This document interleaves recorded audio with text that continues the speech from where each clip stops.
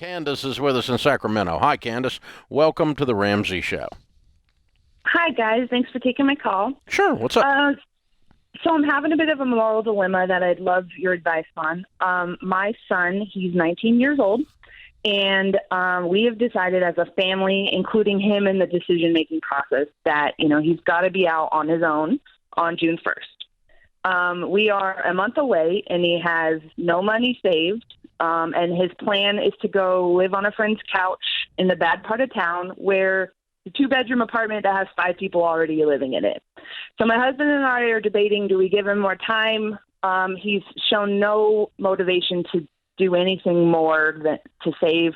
So we're just trying to figure out what to do. And it's our first teenager, so we need some help. Wow. That's some hard discussions, isn't it? Yeah, it is. He's a very unmotivated teenager, just works at the drive-in, making $1,200 a month. He could probably pay to rent an apartment with some friends, but he's done nothing to save. He's making dumb, stupid kid decisions. So we feel like maybe he won't go do anything if we don't kick him out. What are your thoughts?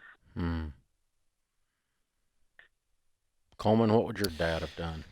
Well, I feel like there needs to be some details here on the backstory. Sounds like there's been some behavior that's violating some values and some house rules that are just, at this point, you and your husband are saying this is non-negotiable, and I guess he's admitted to this, and that's where we got to the agreement of June 1. Is that quick? Okay. Well, yes, my dad would have held to the June 1, despite the fact that I would have been woefully in this scenario. If this is me and I'm not prepared, he would have held to it. And I got to tell you, I've got teenagers myself, and I'm trying to put myself into this situation, Candace, but I think that failure in my life has been the greatest teacher. And there's all different types of failure here. And it's really hard as a parent. I don't have it figured out. But So in this situation, I'd hold to it. You and his dad and him are in the discussion, right? Yes. Uh-huh. Okay. Yeah, and we decided this back in February after he got fired from his third, little minimum wage job. And we were like, come on, dude, you gotta start doing something. And he was just, partying a lot, coming home at all hours. He doesn't, and he was paying rent to us then. And so I was doing what, AO has had his dad do back in the day, which was, he'd pay us rent and we'd save it. And then one day when he moved out, we were going to give it to him. But then he got a speeding ticket. So, we were like, well, luckily we had this money saved for you. He hears you in my office every day, all day. So he knows the baby steps. There's nothing to get his life together. Yeah. So. Well, I'm going to take a page out of Dr. John's book that I might not have a year ago. And I'm probably going to write all of this down as a letter for him to have and physically carry with him. And the letter also includes not only the things that he's not done, but it includes the fact that any time that you want some help, any time that you're ready to move in the direction that are consistent with the values that we've taught you, we will help you do that. We are not carving you out of our life. As a matter of fact, we are heartbroken. Mm-hmm. I mean, my heart's broken just listening. Mm-hmm. And I can't imagine anything harder and sadder. But you run the danger if you go the other direction of being an enabler, and he'll be 29 and still doing the same thing. Right, that's what we're afraid of. Yeah, because there's no progression and no pain to move him off a dead center. So it might be that's what his wake-up call is. And you've heard A.O.'s story. His dad kicked him out. He lived in his car.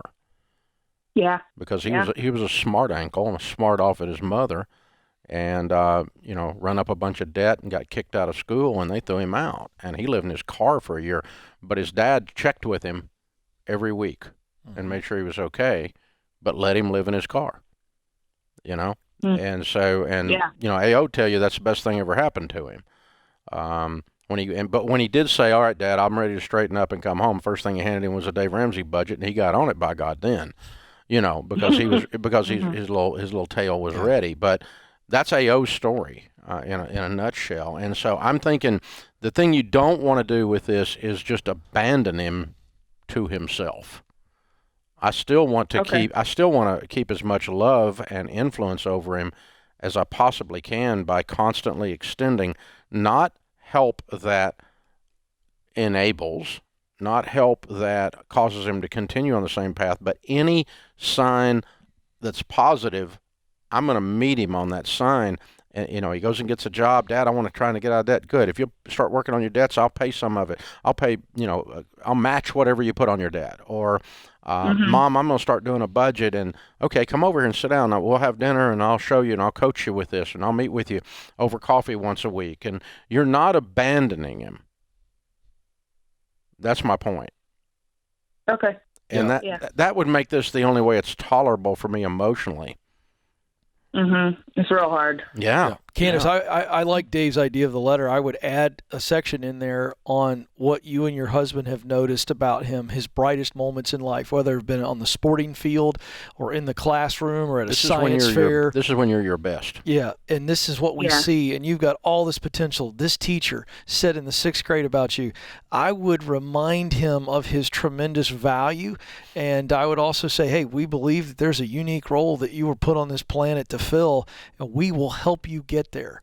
But this is an agreement, and whatever else you want to put in there. But I would show a lot of value there and let him see that. And then I think I love Dave's point on checking in. When he wakes up in his own vomit after partying all night, that letter's laying there. That's right, and he remembers the value. Yeah. He remembers his value. Yeah. I'm just curious, real quick, has he ever shared a dream with you for his future? Yeah, he has I don't know if I necessarily 100% align with it, but I didn't ask you that. What did he say? Yeah, his dream is he wants to go into business, in the dispensary business, because in California, marijuana is legal. But he likes the medicinal purposes of it, and so he wants to go into that world, but you have to be 21. So for him, his actually dream he is just on wants hold. a way to get free pot. That has nothing to do with it. I'm with you on that. That's really one. what it is. That's bull. Exactly. Yeah. That's So complete I'm bull. I've been encouraging him to, he got offered a job to work as like an activity director for, older elderly people home. Yeah. Are you guys in a good church? That. Candace, are y'all in a good church? Yeah, I am. My son hit or miss on if he goes. No, your husband too? My husband does not go. No. Okay. I think you all ought to get some people in your corner that are walking this out with you. Because you're going to have idiots say this is tough love, and it's not tough love. It's just love. Tough love is no different than love. Love has boundaries to it.